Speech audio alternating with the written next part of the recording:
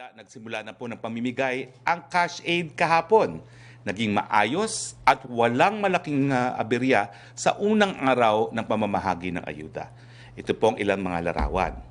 Ito po ito sa Valenzuela.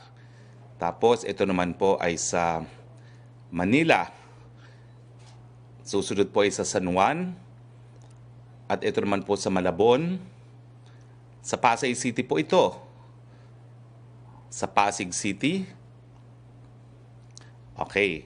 Sa usaping bakuna po, dumating kagabi ang 813,150 doses ng Pfizer vaccine na binili ng pamahalaan. Samantalang, 100,000 doses naman ang ng Hayat-Vax vaccine ang dumating din kahapon na donasyon ng pamahalaan ng United Arab Emirates. Ito po ata ay Sinopharm. Habang patuloy ang pagdating ng supply ng bakuna, patuloy din po naman ang bakunahan sa buong bansa.